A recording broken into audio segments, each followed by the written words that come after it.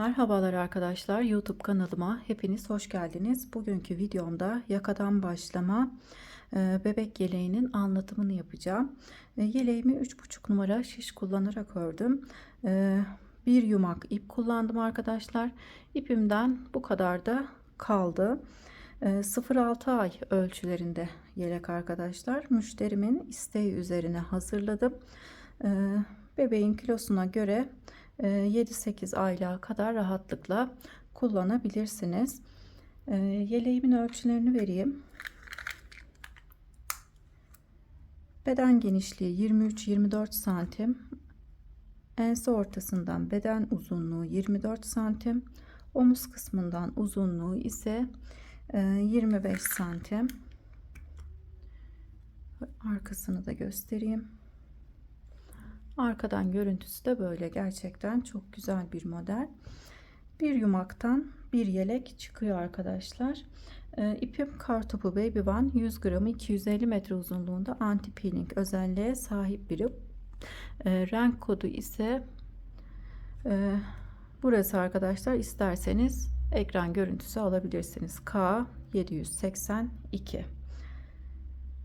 Kanalıma abone değilseniz ücretsiz olarak abone olabilirsiniz. Beğeni ve yorum yaparsanız sevinirim. Paylaşacağım yeni model videolarından anında haberdar olmak isterseniz de bildirim zilini açabilirsiniz.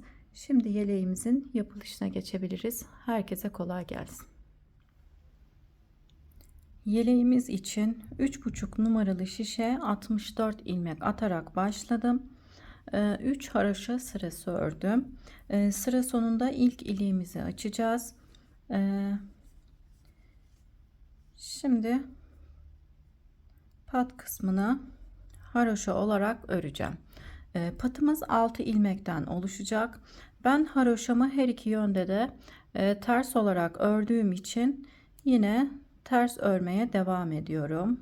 1 2 3 4 5 6 ilmek patımız için haroşamızı ördük. Şimdi bir ilmek dolama yapıp bir ilmek ters örüyorum. Bir ilmek dolama yapıp bir ilmek ters örüyorum. Bir ilmek dolama yaptıktan sonra bir ilmek ters örüyorum. 3 haroşa sırasından sonra ön yüzde ilk sırayı bu şekilde örüyoruz. Dolama yapıp ters örüyoruz. Dolama yapıp ters örüyoruz. Sıra sonunda 6 ilmeğimiz kalana kadar bu şekilde örmeye devam edelim. Sıra sonunda 6 ilmeğim kalana kadar örüp geliyorum. Sıra sonunda 6 ilmeğim kaldı. En son bir ilmek ters örmüştüm. Dolama yapıyorum. Burada da 6 ilmekten sonra dolama yaparak başlamıştık arkadaşlar sıra başında. Sıra sonunda da aynı şekilde örüyoruz.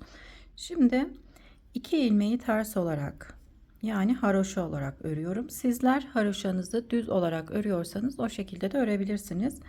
Herhangi bir problem olmaz. 2 ilmek ördükten sonra alttaki ipi şu şekilde sol şişime takıp yine ters olarak örüyorum. Daha sonra 2 ilmeği birlikte örerek kesiyorum. 1 ilmek örüp sondaki ilmeği kenarlarımın tırtıklı olması için bu şekilde alıyorum. 6 ilmek patımız olarak devam edecek. İlk iliğimizi açmış olduk. Kenarlarımızın tırtıklı olması için sıra sonundaki ilmeğimizi örmeden şişimize takıyoruz. Sıra başında ters olarak örüyoruz.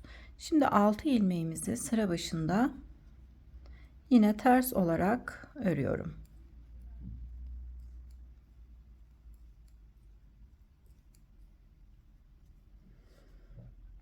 Altı ilmeği ters olarak ördükten sonra örmeden almış dolamış olduğumuz ilmekleri ters olarak öreceğim. Bir ilmek düz örüyorum. Doladığım ilmekleri, yani ajur ilmeklerimizi ters, diğer ilmekleri düz. Ajur ilmeklerimizi ters, aradaki ilmeği düz olarak örüyoruz. Bu düz ilmeğimizi ön yüzde ters olarak örmüştük. Bir ters, bir düz. Ajur ilmeğimizi ters, bir ilmek düz. Dolamış olduğumuz ilmekleri ters, bir ilmek düz. Yani bir ters, bir düz olarak sıra sonunda 6 ilmeğimiz kalana kadar bu şekilde örmeye devam edelim. Sıra sonunda 6 ilmeğim kalana kadar bir ters bir düz olarak ördüm. Dolamış olduğumuz ilmekleri ters, ön yüzde ters olarak ördüğümüz ilmekleri ise arka yüzde düz olarak ördüm. Şimdi 1 2 3 4 5 6. ilmeği örmeden şişime takıp ön yüze geçiyorum. Ön yüzde pat kısımlarımızı yine haroşa olarak örüyoruz. Bu arada ilmek sayımız arkadaşlar, ajur yaparak artırmalar yaptığımız için hemen hemen 2 katı kadar arttı. 64 ilmekle başlamıştık. Şu anki sayımızı da vereyim arkadaşlar. Ben sayıp geliyorum. İlmeklerimi saydım. Toplamda 117 ilmeğim oldu arkadaşlar. Şimdi yakasından sonra bir haroşa sırası örmüş olduk. Şimdi ikinci haroşa sırasını örmeye geçiyorum. Pat kısımlarımı haroşa olarak örüyorum. 6 ilmek haroşa örüyoruz sıra başında. 6 ilmeğimi ördükten sonra ajur ilmeğimizi düz, ters ilmeği ters, ajur ilmeği düz. Ajurların arasındaki ilmeği ters olarak örüyoruz arkadaşlar. Yani düz ilmekleri düz, tersleri ters olarak yine bir ters bir düz olarak örüyoruz bu sırada. Bir ters bir düz olarak sıra sonunda 6 ilmeğimiz kalana kadar örmeye devam edelim. Sıra sonunda 6 ilmeğim kalana kadar ilmeklerimi bir ters bir düz olarak ördüm. En son bir ilmek düz ördüm. 5 ilmek ters örüyorum haroşa ilmeklerimi. Sondaki ilmeği örmeden şişime takıp arka yüze geçiyorum. Arka yüzde pat ilmeklerimizi haroşa olarak örüyoruz. 1 2 3 4 5 6 ilmek haroşa olarak ördükten sonra artık ilmeklerimiz kendisini gösteriyor arkadaşlar. Düz ve ters ilmekler kendisini belli ediyor. Ters ilmekleri ters, düzleri düz olarak öreceğiz. Yine bir ters bir düz olarak örmeye devam edelim. Sıra sonunda 6 ilmeğimiz kalana kadar bir ters bir düz olarak örüp geliyorum.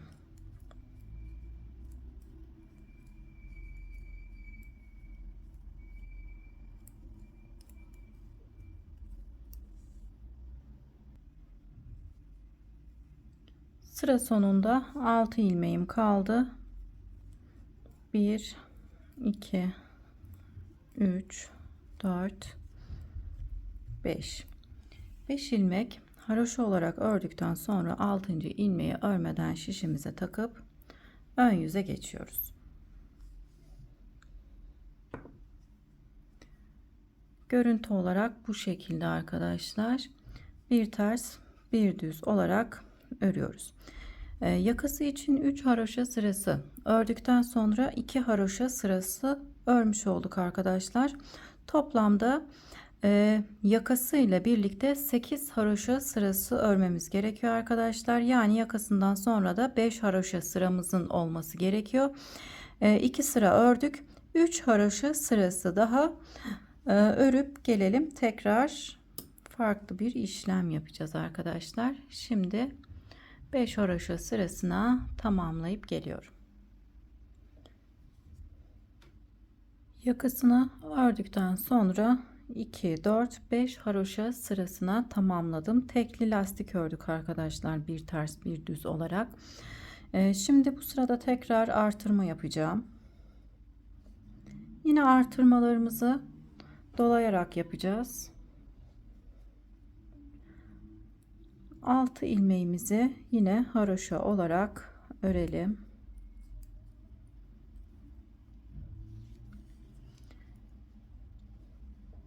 Bu sıradan sonra 2 düz 2 ters olarak öreceğiz. Şimdi ipim önde, yine artırma yapacağım. Bir ilmek düz örüyoruz. İpimi öne alıyorum. Tekrar dolama yapıyorum. Bir ilmek ters örüyorum. İpim önde duruyor. Bir ilmek düz örüyorum. Yine buraya bir ilmek artırma yapmış oluyoruz. İpim önde olduğu için. Yine ajur yaparak artırmalarımızı yapıyoruz. İpimi öne alıp bu defa şişe dolama yapıyorum. Bir ilmek ters örüyorum. İpim önde, bir ilmek düz örüyoruz. Yine bir ilmek dolamış oluyoruz. Yani bir dola bir düz ör, tekrardan bir dola ters ör. İpim önde, bir dola bir düz ör. İpimi öne alıp doluyorum, ters örüyorum. İpim önde, düz ördüğüm için dolama yapmış oluyoruz. Buraya yine ajur yapıyoruz. İpimi öne alıyorum, dolama yapıp ters örüyorum.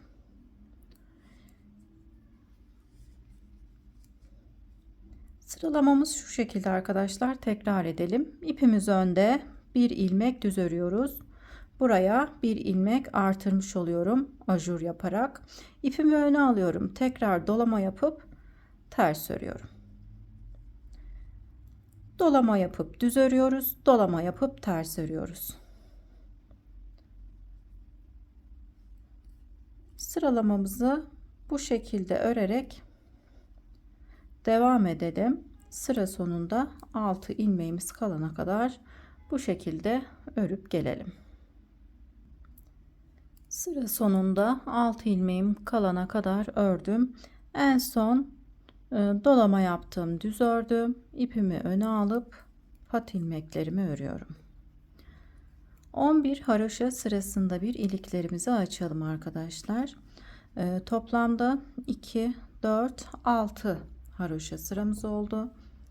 Şimdi arka yüze geçtim. İlmek sayımız yine arttı arkadaşlar. İlmek sayımı sayıp söyleyeceğim. Şimdi arka yüze geçtim. Pat ilmeklerimi ters olarak örüyorum.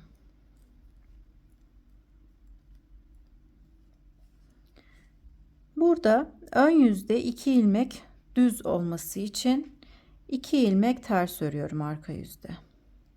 Daha sonra 2 ilmek düz, 2 ilmek ters,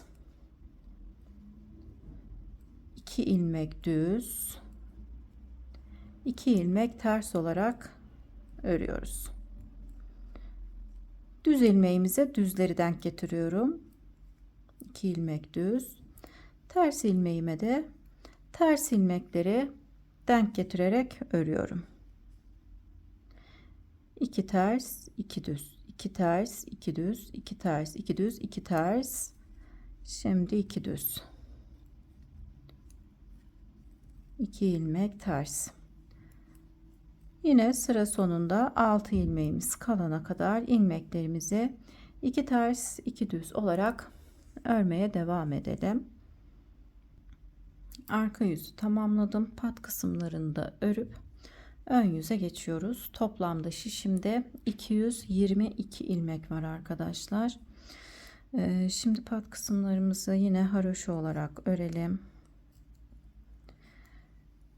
11 haroşa sırasında iliklerimizi açalım. Eğer daha büyük yaparsanız da 12 haroşa sırasında ilmeklerinizi açabilirsiniz. Pat ilmeklerimi ters olarak ördükten sonra 2 ilmek düz, 2 ilmek ters. İlmeklerimiz kendisini belli ediyor zaten arkadaşlar. Düz ilmekleri düz, tersleri ters olarak örüyoruz. 2 ters 2 düz olarak çiftli lastik yapıyoruz. Burada ilk etapta tekli lastik örerek devam etmiştik. Şimdi çiftli lastik örerek devam ediyoruz. 2 ters 2 düz olarak örüyoruz. Arka yüzde yine ters ilmekleri ters, düzleri düz olarak örmeye devam edelim arkadaşlar. Yine bu kısımda da sayalım. 2 4 6 7. sırayı örüyorum arkadaşlar. 5 sıra tekli lastik örmüştük. Daha sonraki 6. sırada artırmamızı yaptık. Tekrar 5 sıra daha örelim. Büyüklüğüne bakalım arkadaşlar. Az olursa birkaç sıra daha öreriz. Büyüklüğü yeterli gelirse örmeden kol fırfırına geçeriz arkadaşlar. 2 4 5 bu tekli lastik sıramız. 6. sırada artırmamızı yaptık. Tekrar 5 sıra öreceğiz. Şu an 1. sırayı örüyorum. 5 haroşa sırası olunca yeterli gelirse arkadaşlar örmeye devam ederiz. Şimdi o kısma kadar örüp gelelim. 2 ters 2 düz olarak hem ön yüzde hem de arka yüzde örelim. Pat kısımlarımızı da haroşa olarak örmeye devam edelim. 11 haroşa sırasında bir de iliklerimizi açalım. Şimdi ilerleyip gelelim. Robamızı örerek ilerledim. Yakasından sonra yani 3 haroşadan sonra 2 4 5 haroşa sırası örmüştük. Daha sonra 6. sırada tekrar artırma yapmıştık. 6. sıradan sonra da 5 haroşa sırası ördüm. 2 4 5 2 ters 2 düz olarak 5 haroşa sırası ördüm. Şimdi kol ve beden ayrımlarına geçtim. Önler için 35 ilmek ayırdım. Kol için 45 ilmek, arka beden için 62 ilmek ayırdım. Şimdi kolumuz için fırfır öreceğiz. Kolda fırfır olarak öreceğiz. Ön beden ve arkada ise yine 2 ters 2 düz olarak örmeye devam edeceğiz.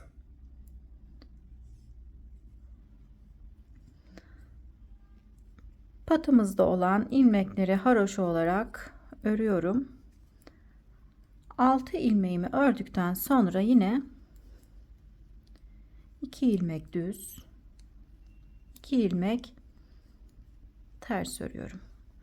Ön bedenimizde 35 ilmeğimiz var. Toplamda 222 ilmeğimiz vardı.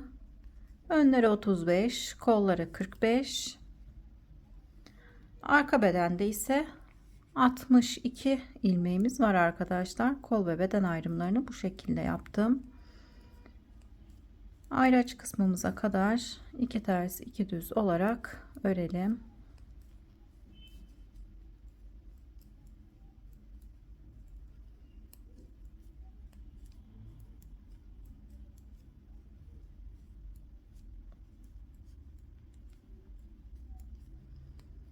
İki ilmek ters ördüm. Burada bir ilmeğim kaldı. Ayraçtan son önce bu ilmeği de düz olarak örüyorum. Şimdi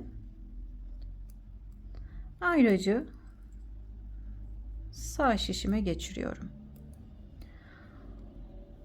Kol fırfırımız için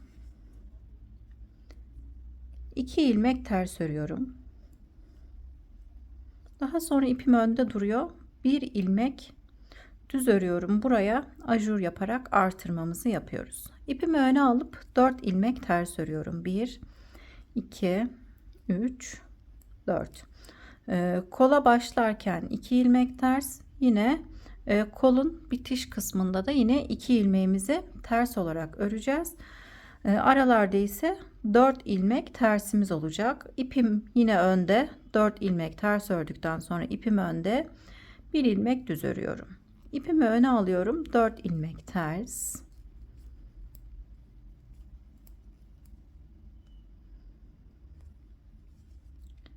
Dört ilmek tersten sonra ipim önde duruyor. 1 ilmek düz. 4 ilmek ters. İpim önde, 1 ilmek düz örüyoruz. İpim önde olduğu için düz ilmeğimizden önce ajur yaparak artırma yapmış oluyoruz. İpimi öne alıyorum. 4 ilmek ters örüyorum. 1 2 3 4 4 ilmek ters ördükten sonra ipimiz yine önde duruyor. 1 ilmek düz örüyoruz.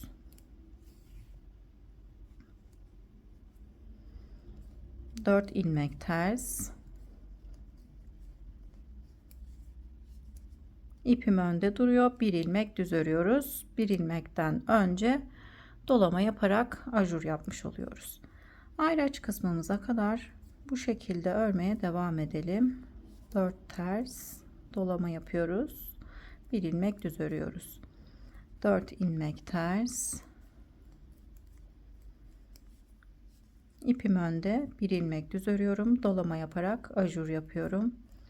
4 ilmek tekrar ters örüyorum.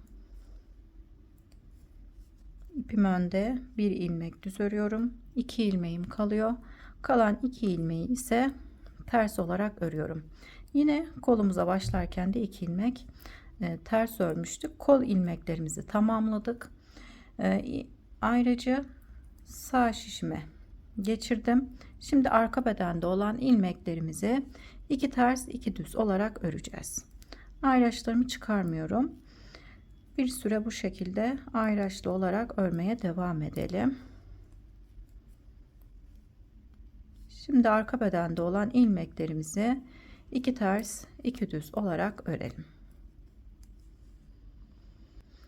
Arka bedende olan ilmeklerimi 2 ters 2 düz olarak ördüm. Şimdi ilmek ayracımı sağ şişe taktım. Kol ilmeklerime 2 tersle başlıyorum. 1 2 2 ilmek ters ördükten sonra ipim önde, 1 ilmek düz örüyorum. Buraya ajur yaparak artırmamı yaptım.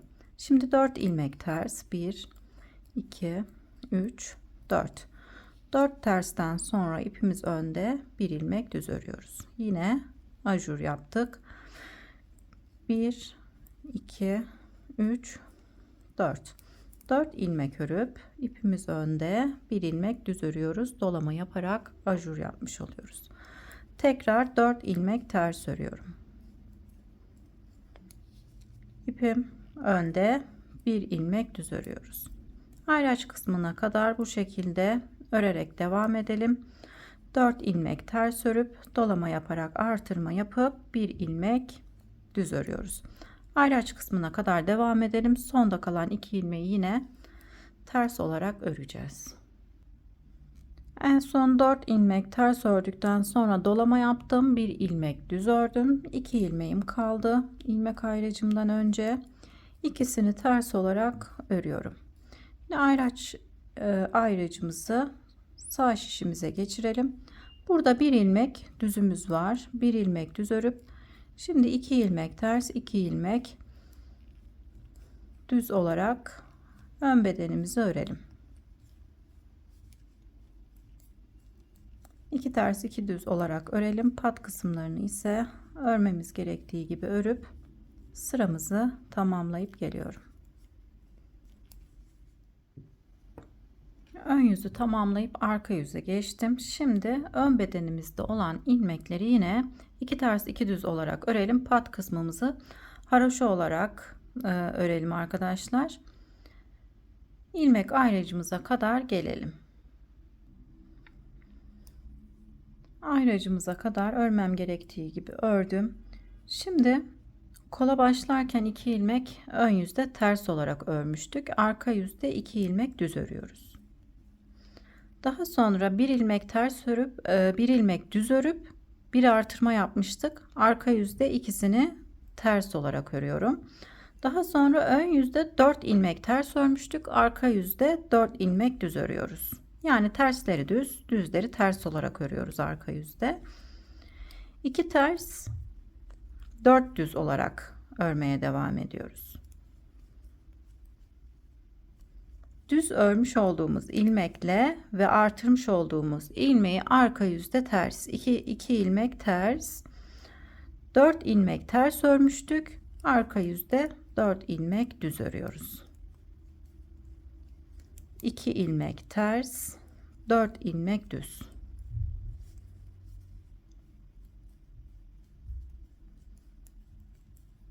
İki ilmek ters örüyoruz. 4 ilmek düz örüyoruz. Yine ayraç kısmımıza kadar 4 düz 2 ters olarak örmeye devam edelim. En son 2 ilmek düz ördüm. Kolda 2 ilmeğim kaldı. Bu 2 ilmeği ön yüzde ters olarak örmüştük. Arka yüzde 2 ilmek düz olarak örüyoruz. Şimdi ilmek ayracımı sağ şişime geçirdikten sonra arka bedende olan ilmeklerimizi 2 ters 2 düz olarak örmeye devam edelim. Düzleri düz, ters ilmekleri ters olarak örüp ayraç kısmına kadar gelelim. Arka bedende olan ilmeklerimi 2 ters 2 düz olarak ayraç kısmına kadar geldim. Şimdi yine kolda olan ilmeklerimizi öreceğiz. 2 ilmek düz örerek başlıyorum. Kol ilmeklerime 2 ilmek düz. Daha sonra artırmış olduğum ve yanındaki ilmeği, yani ön yüzde düz ördüğümüz ilmeği arka yüzde ters örüyoruz. 2 ilmek ters. 4 ilmek düz. 2 ilmek ters. 4 düz 2 ters olarak kolda olan ilmeklerimizi tamamlayalım.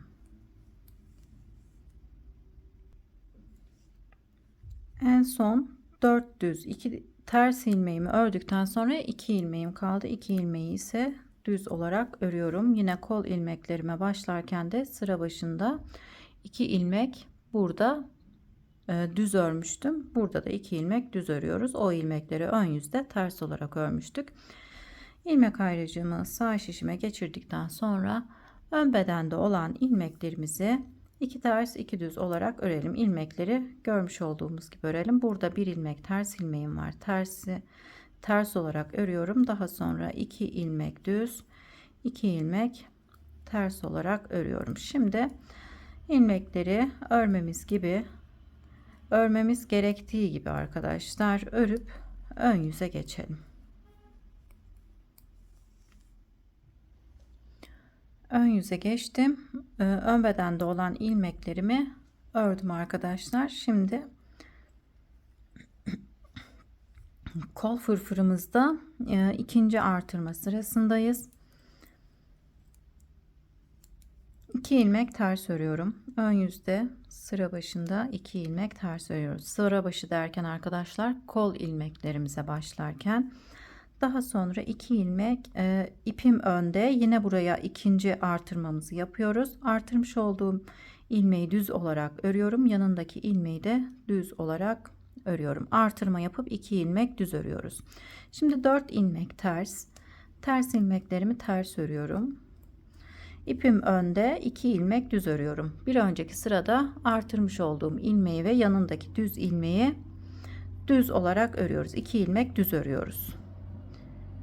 4 ilmek ters, 1 2 3 4 ilmek ters ördükten sonra ipim önde, 2 ilmek düz öreceğim. Bir önceki sırada artırmış olduğumuz ilmeği ve yanındaki ilmeği düz olarak örüyoruz. Şimdi ipimi öne alıyorum, 4 ilmek ters örüyorum. 4 ilmek ters. Tekrar ipim önde, ajur yaparak artırma yapıyoruz. 2 ilmek düz örüyoruz. 4 ilmek ters örüyoruz. İpim önde, 2 ilmek düz örüyorum. Yine buraya ajur yaparak ikinci artırma sırasını örmüş oluyoruz. Kol ilmeklerimizi bu şekilde örerek tamamlayalım. Arka bedende ve ön bedende olan ilmeklerimizi de 2 ters 2 düz olarak örelim. Pat ilmeklerimizi haroşa olarak örüp sıramızı tamamlayalım. Ön yüzü tamamlayıp arka yüze geçelim. 4 ilmek ters örüp ipim önde, 2 ilmek düz örüyorum. Şimdi sıramı tamamlayıp geliyorum. Ön yüzü tamamladım. Şimdi arka yüze geçiyorum. Arka yüzde ön bedende olan ilmeklerimi ördüm. Burada ikinci iliğimi açmıştım arkadaşlar. 11 haroşa sırasında bir iliklerimizi açıyoruz. Unutmayalım. Şimdi yine kolda olan ilmeklerimi öreceğim. Fırfır kısmımızı. 2 ilmek düz örüyorum. Bu defa 3 ilmek ters örüyoruz. 1 2 artırdığımız ilmekle 3 ilmek ters örüyoruz. 4 ilmek düz örüyoruz. 4 ilmek düz ördükten sonra 3 ilmek ters örüyoruz. 4 ilmek düz, 3 ilmek ters örüyoruz. Arka yüzü bu şekilde örerek tamamlayalım. Kolda olan ilmekleri bu şekilde örelim. Arka bedende ve ön bedende olan ilmekleri de 2 ters 2 düz olarak örerek tamamlayalım. Şimdi arka yüzü de tamamlayıp ön yüze geçelim. Arka yüzü tamamladım. Ön yüze geçtim. Ön bedenimizi ayraç kısmına kadar ördüm. Şimdi yine kolda olan ilmekleri örmeye geçiyorum. İkinci artırma sırasını ördük. Şimdi üçüncü ajur sırasındayım. Yani artırma sırasındayım. Kolda olan ilmeklerimi 2 ilmek ters örerek başlıyorum. İpim önde. Bu defa 3 ilmek düz örüyoruz. 1 2 3. Buraya 3. ajur sıramızı örmüş olduk. Şimdi 4 ilmek ters. 1 2 3 4. 4 ilmek ters ördükten sonra ipim önde, 3 ilmek düz örüyorum. 1 2 3. 3 ilmek düz ördüm. 4 ilmek ters, ipim önde, 3 ilmek düz örüyorum. 3. ajur sırasına örmüş oluyoruz. 1 2 3. Toplamda bu şekilde arkadaşlar. Her ön yüzde bir önceki sırada yapmış olduğumuz ajurun sağ tarafına ajur yaparak ilerleyelim. Toplamda 5 ajur sırası ördükten sonra kolu kesip beden kısmını örmeye devam edeceğiz. Şimdi 5 ajur sırası olana kadar örüp gelelim. Yeleğimizin fırfır kısmını 5 ajur sırası olana kadar tamamladım. 1 2 3 4 5. Şimdi arka yüzdeyim. Bu sırada kol kesimini yapacağız. Eğer sizler daha büyük ördüyseniz fırfır kısmına 6 ajur sırası da örebilirsiniz. Şimdi ön bedende olan ilmeklerimizi ayraç kısmına kadar örmemiz gerektiği gibi örelim.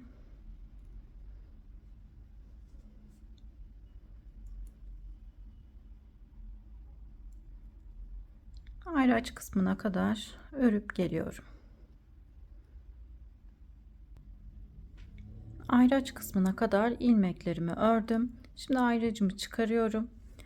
Kolda olan ilmeklerimizi keseceğiz. Kesimlerimi şöyle yapıyorum. Bir ilmek düz örüp bir ilmek daha düz örüyorum. Bir önceki ilmeği üzerinden geçirerek kesiyorum. Bir ilmek düz örüp bir önceki ilmeği üzerinden geçirerek kesiyorum. 5. sırayı ön yüzde ördük. Arka yüzde kesimlerimizi bu şekilde örerek yapıyoruz.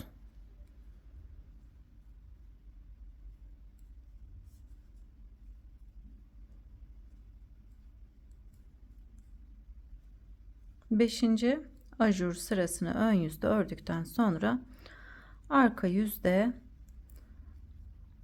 kolda olan ilmeklerimizi bu şekilde kesiyoruz. Kolda olan bütün ilmeklerimizi keselim yine ayraç kısmına kadar. kolda olan ilmeklerimi keserek ilerliyorum arkadaşlar. Önden görüntüsü de bu şekilde oluyor. Şimdi en sonuncu fırfırı kesiyorum. En son ajur ilmeğimi kestim. Ajur ilmeğimi kestikten sonra 2 ilmeğim var.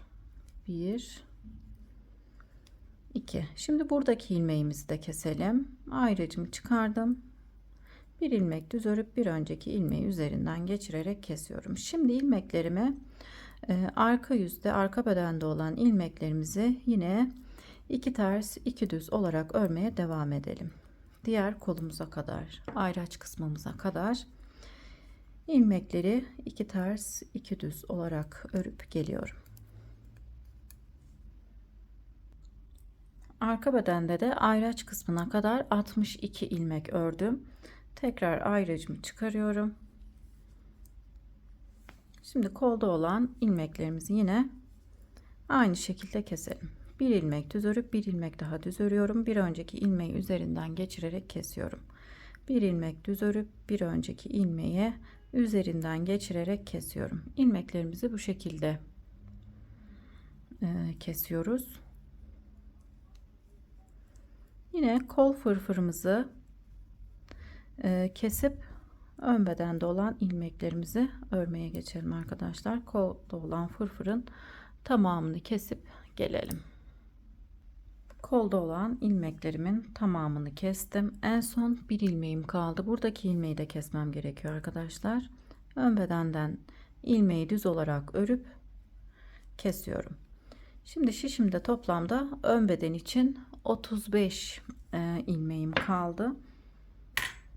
Ön bedende olan ilmekleri yine örmemiz gerektiği gibi örelim. 2 ters 2 düz olarak örelim. 2 ilmek düz, 2 ilmek ters, 2 ilmek düz, 2 ilmek ters. Sıramı tamamlayıp geliyorum arkadaşlar. Ön yüze geçeceğiz. Kolları keserek robamızı tamamlamış olduk arkadaşlar. Ön bedenlerde 35 ilmek var. 35 35 70 ilmek. Arka bedende ise 62 ilmek var. Toplamda şişimizde 132 ilmeğimiz var arkadaşlar. Fakat model kurulumu yapmak için ilmek sayımızın 145 ilmek olması gerekiyor modelimizin tam denk gelmesi için. Koltuk altlarında 3 ilmek artıracağım. 3 ilmek bu kolu altında, 3 ilmek de burada artırma yapacağım. Aralarda ise 7 ilmek artıracağım.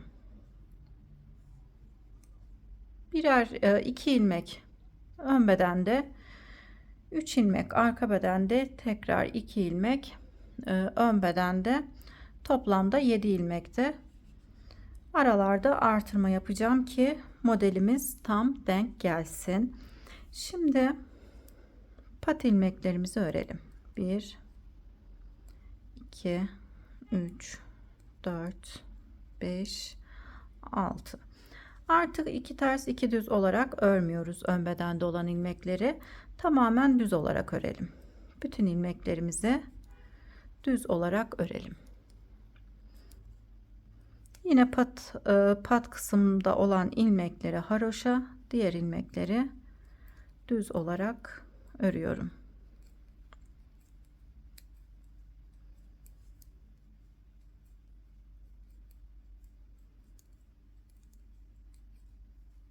Kol altına kadar ilmeklerimizi düz olarak örelim. Ön bedende olan ilmekleri ördüm. Şimdi kol altında 3 ilmek artırma yapacağım. Artırmamı şu şekilde yapıyorum. Buradaki son örmüş olduğum ilmeği düz olarak örüp şişime takıyorum. 1. Aynı ilmeği tekrar örüyorum. Şişime takıyorum. 2. Bir kez daha örüyorum. Şişime takıyorum. 3. Kol altında 3 ilmek artırma yapmış olduk. Bu şekilde ilmekler biraz sıkı oluyor arkadaşlar. Şimdi tekrar dönüp arka bedende olan ilmeklerimizi düz olarak örelim. Diğer kol altına kadar ilmekleri düz olarak örüp gelelim. Arka bedende olan ilmekleri düz olarak ördüm. Şimdi tekrar bu kol altında da 3 ilmek artırmamızı yapalım. Artırmalarımı aynısı gibi yapıyorum. Bir ilmek örüp şişime takıyorum. İlmeklerimizi biraz gevşek tutalım arkadaşlar, sıkmayalım. 2, bir ilmek daha örerek şişime takıyorum. 3. Şimdi ön bedende olan ilmeklerimizi düz olarak örelim. Arka yüzde tekrar aralarda ilmek artırması yapacağız. Toplamda 7 ilmek artırma yapacağım. Şimdi ön bedende olan ilmekleri düz olarak örelim. Pat kısmımızı yine örmemiz gerektiği gibi örüp arka yüze geçelim.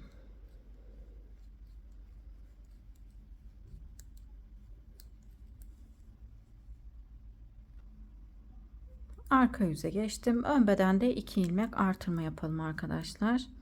Arka yüzde ters olarak öreceğiz ilmeklerimizi. Ön yüzde düz olarak ördük. Kolları kestikten sonra bir sıra ön yüzde, bir sırada arka yüzde örmüş oluyoruz. Biraz örerek ilerliyorum. İlmek sayısı vermeyeceğim arkadaşlar. Burada bir ilmek ördüm.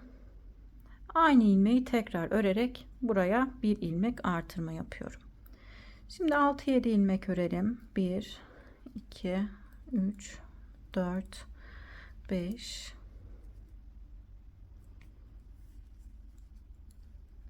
6, 7. 7 ilmek ördükten sonra 8. ilmeği yine ters olarak örelim. Aynı ilmeği bir kez daha ters olarak örüyorum. 2 ilmek ön bedende artırma yapmış olduk. Arka bedende de 3 ilmek artırma yapalım. Bu artırmaları modelimizin tam denk gelmesi için arkadaşlar, ilmek sayımızla tam denk gelmesi için artırma yapıyoruz.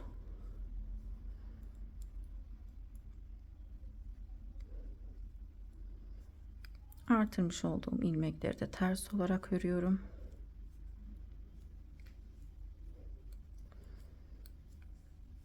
Yine arka bedende ara ara göstermiş olduğum gibi 3 ilmek artırma yapalım.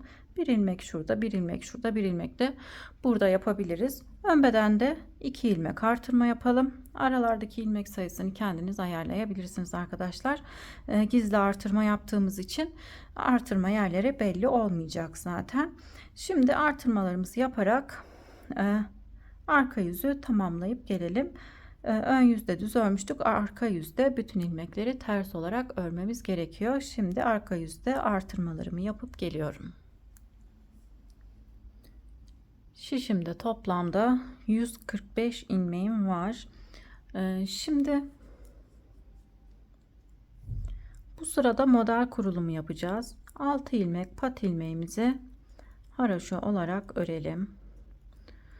Bu sırayı arkadaşlar dikkatlice kuralım. Bu sırada yanlış yapmazsak diğer sıralarda da rahatlıkla örebiliriz. Şimdi 2 ilmek ters örüyorum.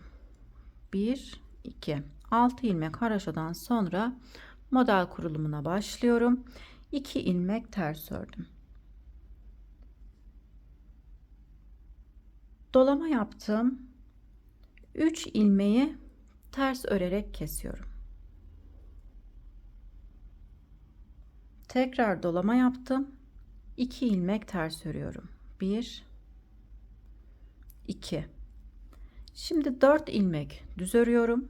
Yaprağımda olan 1, 2, 3, 4. İpimi tekrar öne alıyorum. 3 ilmek ters olarak kesiyorum. 4 ilmek düz örüyorum. 1, 2, 3, 4.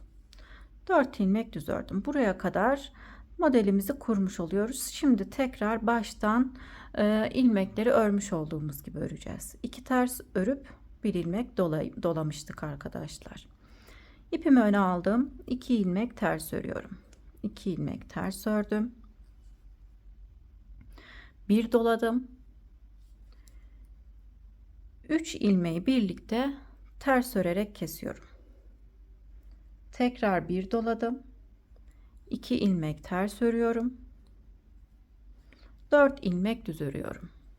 1 2 3 4 ilmek düz ördükten sonra 3 ilmek kesiyorum. Kesmiş olduğum 3 ilmeği ters olarak kesiyorum. 3 ilmek kestikten sonra 4 ilmek düz örüyorum.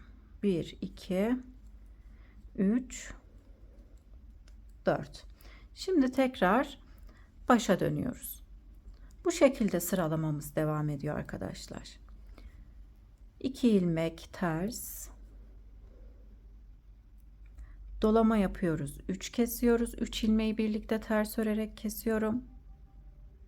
Tekrar dolama yapıyorum, 2 ilmek ters örüyorum, 4 ilmek düz örüyorum. 1 2 3 4. İpimi öne aldım, 3 ilmeği birlikte örerek kesiyorum, 4 ilmek düz örüyorum.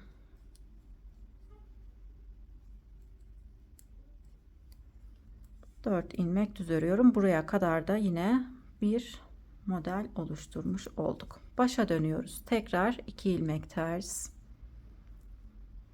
dolama yapıyoruz. 3 ilmeği birlikte ters örerek kesiyoruz. Tekrar dolama yaptık. 2 ilmek ters örüyoruz. 4 ilmek düz örüyoruz. 1 2 3 4. İpimi öne alıyorum. 3 ilmeği birlikte örerek kesiyorum. Tekrar 4 ilmek düz örüyorum. Buraya kadar da yine bir model oluşturmuş olduk. Başa dönüyorum. 2 ilmek ters, dolama yapıp 3 ilmeği birlikte örerek ters örerek kesiyoruz. Tekrar dolama yapıyorum. 2 ilmek ters örüyorum. 4 ilmek düz, 1 2 3 4. İpimi öne alıyorum. 3 ilmeği birlikte örerek kesiyorum. Ters örerek tekrar 4 ilmek düz örüyoruz. Başa döndüm. Aynı burada pat kısmından sonra örmüş olduğumuz gibi 2 ilmek ters, dolama yapıp 3 ilmeği birlikte ters örerek kesiyorum. Tekrar dolama yaptım. 2 ilmek ters örüyorum. 4 düz, 1 2 3 4.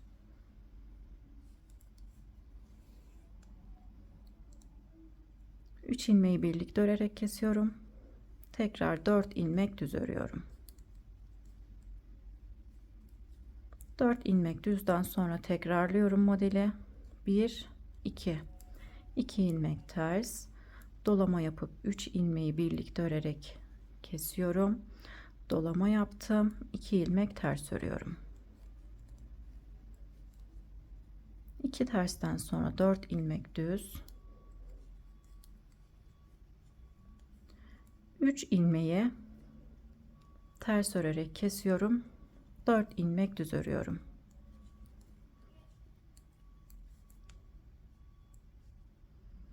Tekrar bu baştaki gibi arkadaşlar, 2 ters olacak. Dolama yapıp 3 ilmeği keseceğiz. 2 ilmek ters öreceğiz. 4 düzden sonra 2 ilmek ters örüyorum. Dolama yapıp 3 ilmeği birlikte ters örerek kesiyorum. Tekrar dolama yapıp 2 ilmeği ters olarak örüyorum. Pat ilmeklerimizi de örüp sıramızı tamamlayalım. Modelimizin birinci sırasını bu şekilde örerek tamamladık. İlmek sayımız tam denk geldi arkadaşlar. Denk gelmesi için kol altında ve aralarda ilmekleri artırmıştık. Şimdi arka yüzümüzü örmeye geçelim. Arka yüze geçtim. Modelde ikinci sıradayım. Birinci sırasını modelin ön yüzde ördük. Şimdi arka yüzdeyim. 6 ilmek patımızı haroşa olarak örelim. 6 ilmek ördükten sonra 2 ilmek düz örüyoruz. Bu düz ilmekleri arka yüzde ters örmüştük. İpimi öne aldım. 3 ilmek ters. 1 2 3 ilmek tersten sonra 2 ilmek düz. 9 ilmek ters örüyoruz. 1 2 3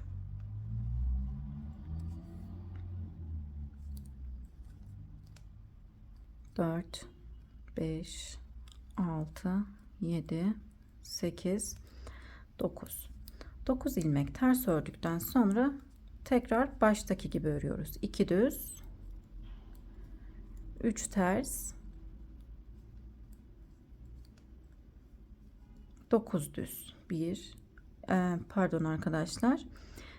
2 düz, 3 ters, 2 düz, 9 ters. 1 2 3 4 5 6 7 8 9 ters ördükten sonra tekrar başa dönüyoruz. 2 düz, 3 ters, 2 düz,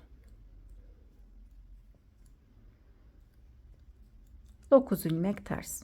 Sıralamamızı bu şekilde tekrarlayarak örelim arkadaşlar. Sıra sonuna gelelim. En son 9 ilmek ters ördüm. 2 ilmek düz. 1 2 3 ilmek ters, 2 ilmek düz örüp kalan 6 ilmeği örmemiz gerektiği gibi pat ilmeklerimizi haroşa olarak örüyoruz. Sondaki ilmeği düz örmeden alıp ön yüze modelin 3. sırasını örmeye geçiyoruz. Yine pat ilmeklerimizi haroşa olarak örelim.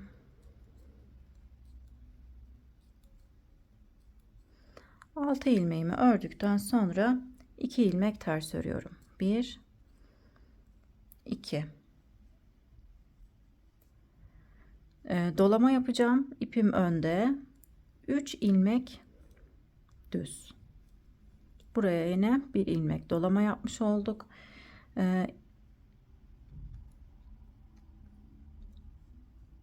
3 düz ördükten sonra tekrar dolama yapıp 2 ters öreceğiz. Dolamamı ipimi öne alıyorum. Dolamamı yaptım. 2 ilmek ters ördüm. 9 ilmek düz örüyorum. Bu sırada 9 ilmeğin ortasından kesmiyorum. Her 3 sırada bir 3 ilmek keseceğiz arkadaşlar. Yaprağın ortasında olan. Şimdi 9 ilmek düzden sonra 2 ilmek ters. İpim önde, tekrar dolama yapacağım. 3 ilmek düz. İpimi öne alıyorum. Dolama yapıp 2 ilmek ters örüyorum. 3 ilmeğin kenarlarında yine dolama yaparak artırma yapıyoruz. 2 ilmek ters örüp 9 ilmek düz örüyoruz. Sıralamamız bu şekilde devam ediyor arkadaşlar. Sıra sonuna kadar bu şekilde örelim. Tekrarlayalım. Son kez 2 ters dolama yapıyoruz. İpim önde, 3 ilmek düz örüyorum. İpimi öne alıp dolama yaptım. 2 ilmek ters örüyorum. 9 ilmek düz örüyorum. 1 2 3 4 5 6 7 8 9. Sıra sonuna kadar bu şekilde örerek ilerleyelim. Sıra sonuna kadar geldim. En son 9 ilmek düz ördükten sonra 2 ilmek ters, ipim önde, 3 ilmek düz örüyorum. Buraya 1 ilmek artırma yapıyorum. İpimi dolama yaparak yine ajur yapıp 2 ilmek ters örüyorum. Pat ilmeklerimi haroşa olarak örüp sıramızı tamamlayıp arka yüze geçiyoruz. Şimdi modelde arkada 4. sırayı örmeye geçelim.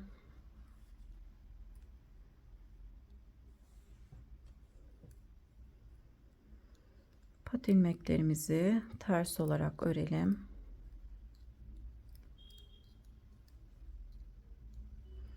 Pat ilmeklerimi ördükten sonra 2 ilmek düz örüyorum.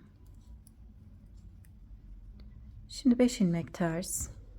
1 2 3 4 5. 5 ilmek ters ördükten sonra 2 ilmek düz. 9 ilmek ters öreceğim.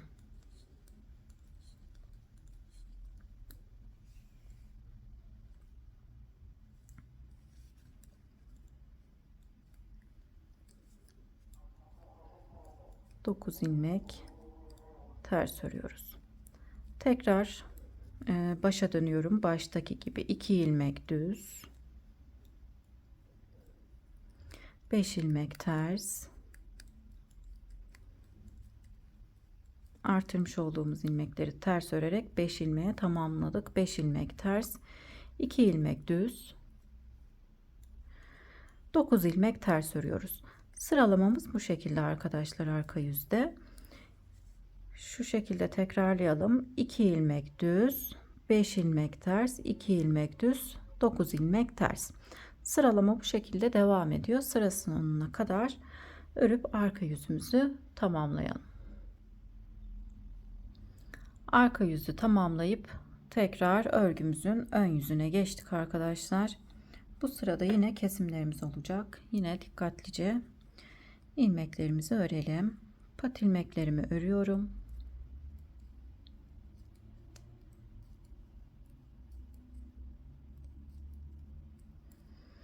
Altı ilmek pat ilmeğimi haroşa olarak ördükten sonra 2 ilmek ters örüyorum. İpim önde, dolama yapıyorum. 1 ilmek düz örüyorum. Dolamış oluyorum. Yani burada 1 ilmek artırıp 1 ilmek düz örüyoruz. İpimi öne alıyorum. Tam ortada olan 3 ilmeği ters örerek kesiyorum. 1 ilmek düz örüyorum. İpimi öne alıp dolama yapıyorum. 2 ilmek ters örüyorum. Şimdi büyük yaprak modelimizde 3 ilmek düz örüyoruz. 1 2 3 3 ilmek düz ördükten sonra ipimizi öne alıp tam modelin ortasında olan 3 ilmeği birlikte ters örerek kesiyoruz. 3 ilmek düz örüyoruz. Tekrar başa dönüyorum arkadaşlar. Aynı burada yapmış olduğumuz gibi 2 ilmek ters. İpimiz önde, dolama yapıyoruz. 1 ilmek düz örüyoruz. Tekrar buraya 1 ilmek ajur yaptık. İpimi öne alıyorum. Tam modelin ortasında olan 3 ilmeği birlikte örerek kesiyorum. 1 ilmek düz örüyorum. Dolama yapıp 2 ilmeği ters olarak örüyorum. 3 ilmek düz örüp 1 2 3 3 ilmek düz ördükten sonra modelin ortasında olan 3 ilmeğimizi üçünü birlikte ters örerek kesiyorum. 3 ilmek düz örüyorum. Şimdi tekrar baştan aynı işlemi tekrarlayacağız. 2 ilmek ters örüp bir artırma yapıp 1 ilmek düz öreceğiz. Modelin ortasında olan 3 ilmeği birlikte ters örerek keseceğiz. Tekrar göstereyim arkadaşlar. 2 ilmek ters, ipim önde, dolama yapıyorum, 1 ilmek düz örüyorum. Burada yine ajur yapmış oldum. İpimi öne alıp 3 ilmeği birlikte ters örerek kesiyorum. 1 ilmek düz örüyorum. İpimi öne alıp dolama yaparak artırma, yani ajur yapıyorum. 2 ilmek ters örüyorum. Şimdi 3 ilmek düz örüp 1 2 3 ipimi öne alıyorum. 3 ilmeği birlikte örerek kesiyorum. Tekrar 3 ilmek örüyorum. Yine bu şekilde sıralamaya uyarak arkadaşlar sıra sonuna kadar örüp ön yüzü tamamlayalım. Ön yüzü tamamlayıp arka yüze geçtim. Pat ilmeklerimi haroşa olarak ördüm. Şimdi ilmekleri 2 ilmek düz görmüş olduğumuz gibi örüyoruz. 1 2 3 4 5 ilmek ters, 2 ilmek düz, tekrar 1 2 3 4 5 6 7 ilmek ters örüyoruz. Sıralamamızı bu şekilde öreceğiz arkadaşlar. 2 düz, 5 ters, 2 düz, 7 ters olarak arka yüzü tamamlayıp gelelim. Yani ilmekleri görmüş olduğumuz gibi öreceğiz arkadaşlar. Düzleri düz, ters olanları ters olarak örüp arka yüzü tamamlayalım. Ön yüze geçtim. Ördükçe model kendisini daha iyi belli ediyor arkadaşlar. Bu yaprağımızda her 3 sırada bir tam ortasında olan 3 ilmeği kesiyoruz. Giderek yaprağımız küçülecek. Bu sırada kesim yapmayacağız. Çünkü bir önceki ön yüzde tam ortada olan 3 ilmeği ters örerek kesmiştik. Şimdi artırmalar burada yine devam ediyor.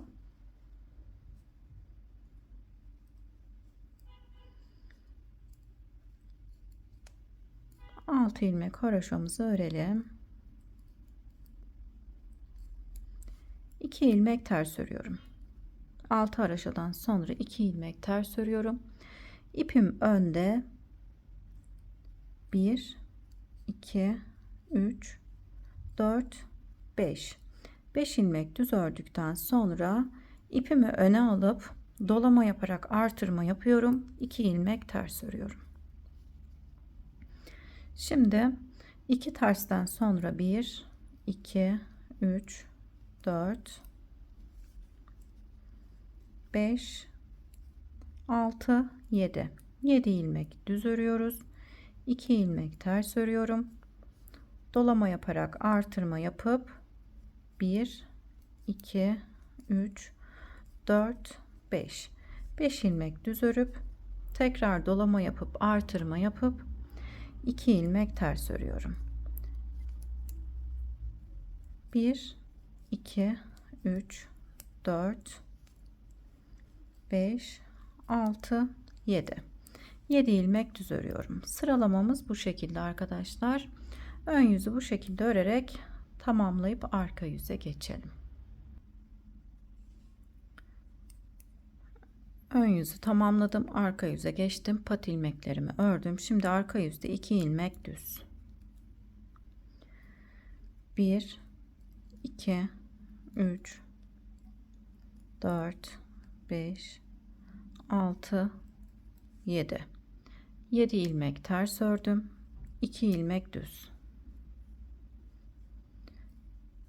1 2 3 4 5 6 7 ilmek ters, 2 ilmek düz, tekrar 7 ilmek ters, 2 ilmek düz olarak arka yüzü de tamamlayıp ön yüze geçelim.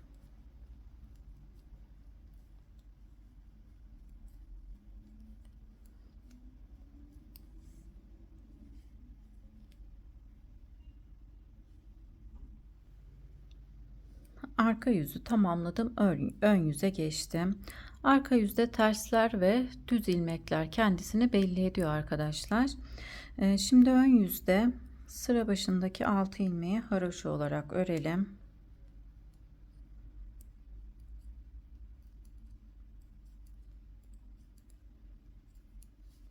Altı ilmekten sonra 2 ilmek ters örüyoruz. Bu sırada bu yaprağımızın tam ortasında 3 ilmek keseceğiz. Bu yaprağımızın da tam ortasındaki 3 ilmeği keseceğiz. Her sırada kesim yapmıyoruz. Bu sırada kesim yapıp arka yüzü örüyoruz. Ön yüzü ve arka yüzü örüp daha sonra tekrar kesiyoruz. Şimdi dolama yapıyorum. 1 2 ilmek düz ördükten sonra yaprağımızın tam ortasında olan 3 ilmeği ters örerek kesiyorum. 2 ilmek düz örüyorum. Dolama yapıyorum. 2 ilmek ters örüyorum.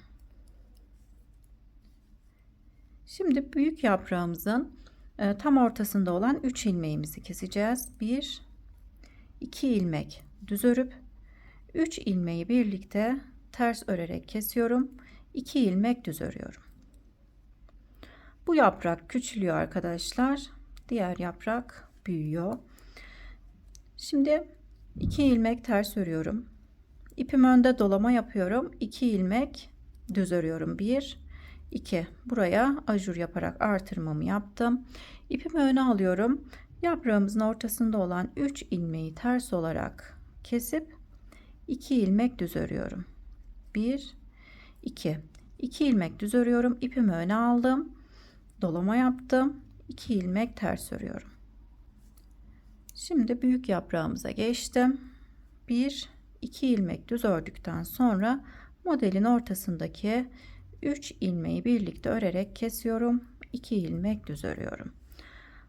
Bu sıramızı bu şekilde örerek tamamlayıp arka yüze geçelim.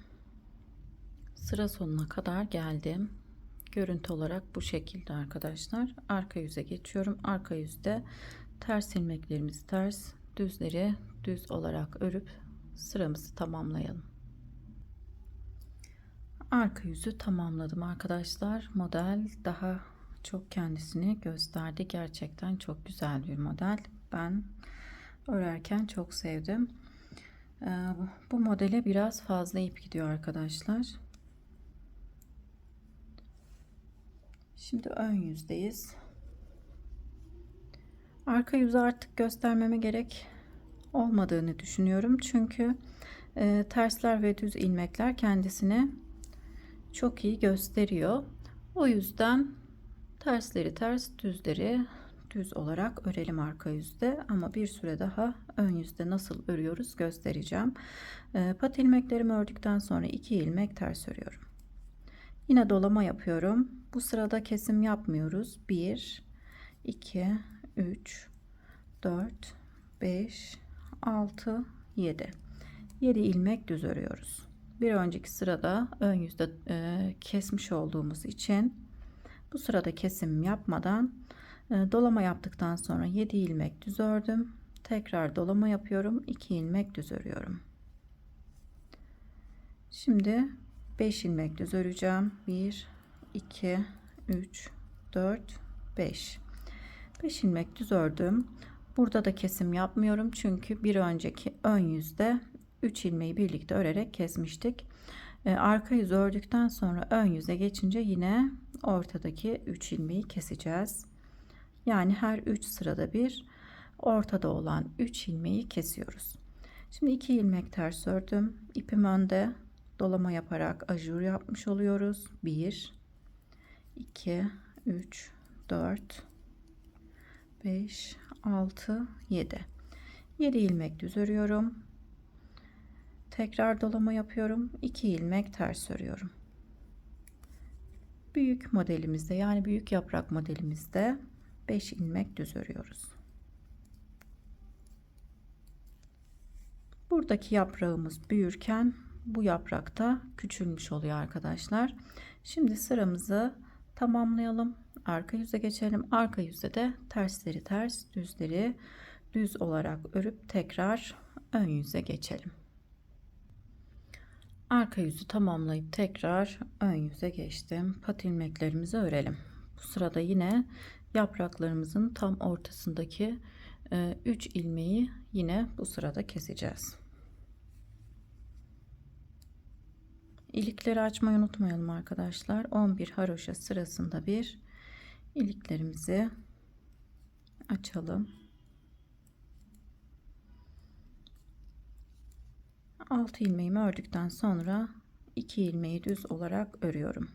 Dolama yapıp ipim önde 1 2 3 ilmek düz örüyorum. İpimi öne aldım. 3 ilmeği birlikte örerek kesiyorum. İpimi arkaya alıyorum.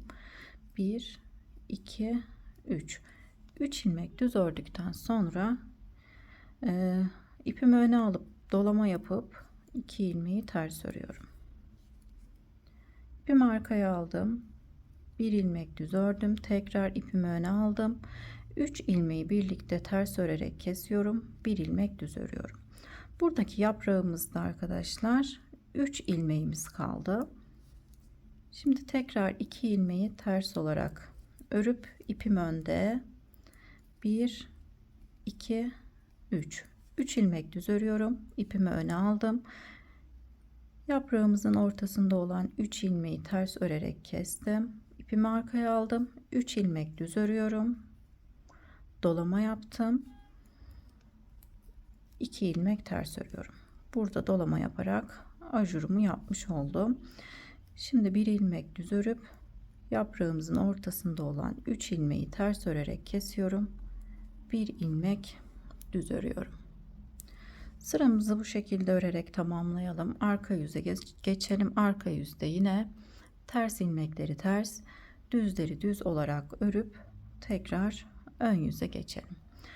Bir de arkadaşlar ben burada sıra sonunda 3. iliğimi açtım. 11 haroşa sırasında bir iliklerimizi açıyoruz. Şimdi ön yüzü ve arka yüzü tamamlayıp gelelim. Arka yüzü tamamladım. Ön yüze geçtim. Şimdi sıramızı nasıl örüyorum göstereyim. 6 ilmeğimizi örelim. Pat ilmeklerimizi.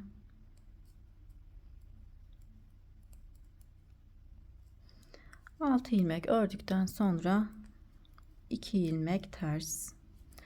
Tekrar dolama yapıyorum. O yüzden ipim önde. 1 2 3 4 5 6 7 8 9 ilmek düz örüyoruz. Bu sırada kesim yapmıyoruz çünkü bir önceki ön yüzde kesim yapmıştık. 9 ilmek düz ördüm. İpimi öne alıp dolama yapıyorum. Artırmamı yapıyorum. 2 ilmek ters örüyorum. Daha sonra 3 ilmek düz. Bir yaprak küçülürken diğeri büyüyor arkadaşlar. Bu yaprağımızı kapatırken bu yaprağımızı da açarak büyütüyoruz. Şu anda 1 2 3 4 5 6 7 8. ajur sırasındayım. İpimi öne alıyorum. 2 ilmek ters örüyorum. İpimi önde tekrar ajur yaparak artırma yapıyorum. 1 2 3 4 5 6 7 8 9 ilmek düz örüyoruz. İpimi öne alıp dolama yapıyorum. 8. ajurumuz arkadaşlar 1 2 3 4 5 6 7 dolama yaparak 8. ajur sırasındayız. 2 ilmek ters örüp 3 ilmek düz örüyoruz. Sonraki sırada bu yaprağı kapatacağız arkadaşlar. Bu şekilde örmeye devam edelim. Arka yüze geçelim. Arka yüzde ters ilmekler ve düz ilmekler belli oluyor. Arka yüzü de tamamlayıp gelelim. Arka yüzü tamamlayıp ön yüze geçtim. Şimdi modele ilk sıradan başlayacağız arkadaşlar. Bu yaprağımızı burada kurmaya başlayacağız. Pat ilmeklerimi ördüm. 2 ilmek ters örüyorum. Artık artırma yapmadan örmeye devam ediyorum. 1 2 3 4 ilmek ördükten sonra ipimi öne alıyorum. 3 ilmeği birlikte örerek kesiyorum. Tam ortada olan 3 ilmeği önden ters örerek kesiyorum. Daha sonra 4 ilmek düz örüyorum. Bu yaprağın birinci sırasında yapmış olduğumuz işlemi tekrar burada yapıyoruz. Yani modelimize birinci sıradan tekrar başladık. Bu yaprakta yaptığımız işlemi bu yaprakta yapıyoruz. Bu yaprağın birinci sırasında yapmış olduğumuz işlemi ise bu yaprakta yapacağız. 2 ilmek ters örüyorum. Artırma yapmıyoruz bu yaprakta artık. Artırmalarımızı bu yaprakta yapacağız. İpimi doluyorum. 3 ilmeği birlikte ters örerek kesiyorum. Tekrar dolama yapıp 2 ilmeği ters olarak örüyorum. Tekrar yakından göstereyim. Bu yaprağın birinci sırasında yapmış olduğumuz işlemi bu sırada burada yapıyoruz. Bu yaprakta yapmış olduğumuz işlemi, yani ilk sırada yapmış olduğumuz işlemi ise bu sırada bu yaprakta yapıyoruz. Yine artırma yapmadan 4 ilmek düz örüyorum. İpimi öne alıp modelin tam ortasında olan 3 ilmeği birlikte ters örerek kesiyorum. Tekrar 4 ilmek düz örüyorum.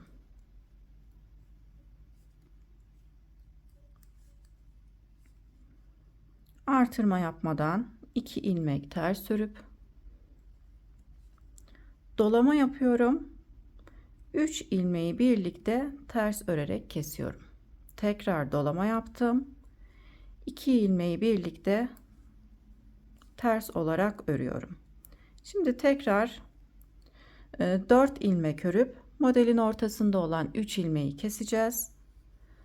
Daha sonra tekrar 4 ilmek örüp bu yaprakta artırma yaparak devam edeceğiz. Bir kez daha göstereyim. 1 2 3 4 4 ilmek düz ördükten sonra yaprağımızın ortasında olan 3 ilmeği birlikte ters örerek kesiyorum.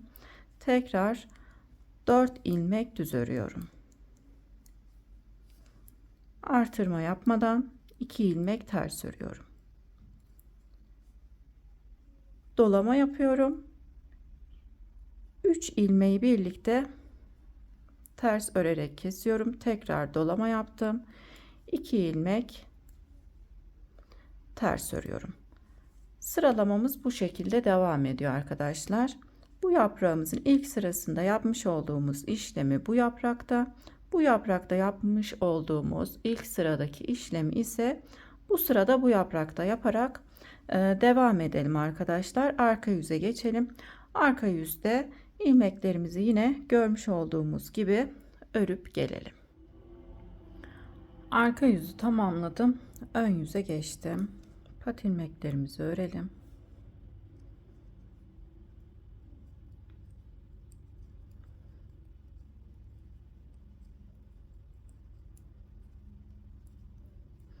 İki ilmek ters örüyorum.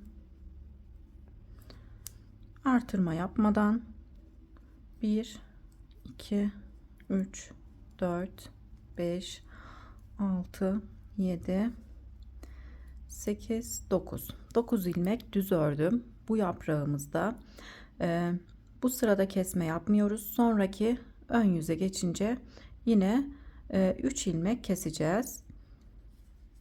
Yine burada kenarlarda artırma yapmıyorum. 2 ilmek ters ördüm. Şimdi burada da kesim yapmıyoruz. Arka yüzü örüp ön yüze geçince kesim yapacağız. İpim önde. Burada artırma yapıyorum. 1 2 3 ilmek düz ördüm. İpimi öne aldım. Dolama yaparak artırma yapıyorum. 1 2 2 ilmek ters örüyorum. Aynı burada olduğu gibi arkadaşlar. Artırma yapmadan şimdi 9 ilmek düz öreceğim. 1 2 3 4 5 6 7 8 9 sıramızı bu şekilde örerek tamamlayalım. Arka yüze geçelim. Yine arka yüzde tersleri ters, düzleri düz olarak örüp gelelim. Arka yüzü tamamladım. Ön yüze geçtim. Pat ilmeklerimi ördüm. Şimdi 2 ilmek ters örüyorum. Bir önceki sırada kesim yapmadığımız için bu sırada yaprağımızın tam ortasında olan ilmekleri keseceğim. 3 ilmek düz örüyorum. Tam ortada olan 3 ilmeği birlikte ters örerek kesiyorum. 3 ilmek düz örüyorum. 2 ilmek ters örüp İpim önde, artırma yapıyorum. Bir ilmek düz örüp modelin ortasında olan 3 ilmeği ters örerek kesiyorum. Tekrar bir ilmek düz örüyorum. Dolama yaparak artırma yapıyorum. 2 ilmek ters örüyorum. Bu sırada da model sıralamamız bu şekilde devam ediyor arkadaşlar. Yaprağımızı, buradaki yaprak küçülürken diğer yaprak büyüyor. Aynı buradaki gibi. Bu şekilde örmeye devam edelim arkadaşlar. İsterseniz videoyu geriye sarıp tekrar yaprak yapımını izleyebilirsiniz. Ben şimdi yapraklı kısımda fırfır kısmına kadar örerek ilerleyeceğim. Yaprakları ayrıntılı olarak anlattığımı düşünüyorum arkadaşlar. Takıldığınız yerde videoyu geriye sararak yaprak yapımına bakabilirsiniz. Bu yaprak şu an buradaki yaprak arkadaşlar. Bu yaprakta bu yaprak. Şimdi fırfır kısmına kadar ilerleyip geliyorum. Yeleğimizi fırfır kısmına kadar ördüm. Bir motiften oluşacak. Yani tam bir yapraktan oluşacak arkadaşlar. Yanındaki yapraklarda yarım yarım. Sizler büyük yapıyorsanız tabii ki bu yaprakları da küçülterek tamamlayabilirsiniz. Ben küçük beden ördüğüm için benim yeleğimin boyutu bu kadar olacak arkadaşlar. Şimdi fırfır kısmına geçebiliriz. Fırfırımızı kolda örmüş olduğumuz gibi 4 ters örüp dolama yapıp artırmamızı yapacağız. Ajur olarak bir ilmek düz öreceğiz. 4 ters örüp dolama yapıp ajur yapacağız. Bir ilmek düz öreceğiz. Şimdi pat ilmeklerimden sonra 4 ilmek ters örüyorum. 1 2 3 4. İpim önde, dolama yapıyorum. Bir ilmek düz örüyorum. İpim önde olduğu için ajur yaptık. Bir ilmek düz ördük. Şimdi 4 ilmek ters örüyorum. 2 3 4. İpim önde, bir ilmek düz örüyorum. Dolama yapıp ajurumuzu yaptık. Bir ilmek düz ördük. 4 ilmek ters örüyorum. Aynı kolda örmüş olduğumuz gibi sıralamamız bu şekilde devam edelim arkadaşlar. 4 ilmek ters, dolama yapıp bir ilmek düz örüyoruz. 4 ilmek ters, dolama yapıp bir ilmek düz örüyoruz. Sıra sonuna kadar örüp gelelim. Sıra sonuna geldim. En son dolama yapıp artırmamı yaptıktan sonra bir ilmek düz ördüm. 4 ilmek ters ördüm. 4 tersle başlamıştık. Pat ilmeklerimizden sonra burada da pat ilmeklerinden önce 4 tersle bitirmiş olduk. Şimdi pat ilmeklerimizi haroşa olarak örüp sıramızı tamamlayalım. Toplamda 4 tane iliğimiz oldu arkadaşlar. 11 haroşa sırasında bir iliklerimizi açtık. Şimdi arka yüzü de göstereyim arkadaşlar. Zaten kolda fırfır yapımını anlattım. Daha fazla videoyu uzatmaya gerek olmadığını düşünüyorum. Zaten çok ayrıntılı bir video oldu. Şimdi pat ilmeklerimi ördükten sonra ön yüzde örmüş olduğumuz ters ilmekleri arka yüzde düz örüyoruz. 1 2 3 4. Düz ördüğümüz ve artırmış olduğumuz ilmeği ise ters olarak örüyoruz. 2 ilmek ters. 4 düz 2 ters olarak arka yüzü örerek tamamlayalım. Toplamda kol fırfırında olduğu gibi 1 2 3 4 5 ajur sırası örelim. 5. ajur sırasını ön yüzde örelim. Arka yüzde kolumuzu kesmiş olduğumuz gibi kesip yeleğimizi tamamlayıp gelelim. Fırfır kısmını keserek tamamladım. 4 tane de düğme diktim arkadaşlar. Yeleğimin arkasında göstereyim. Arkadan görüntüsü böyle, önden görüntüsü ise böyle. O kadar tatlı oldu ki arkadaşlar, anlatamam gerçekten. Ben çok sevdim. Beni buraya kadar izlediyseniz çok teşekkür ederim. Kanalıma abone değilseniz ücretsiz olarak abone olabilirsiniz. Beğeni ve yorum yaparsanız sevinirim. paylaşacağım yeni model videolarından anında haberdar olmak isterseniz de bildirim zilini açabilirsiniz. Sonraki videolarımda görüşmek üzere. Şimdilik hoşça kalın.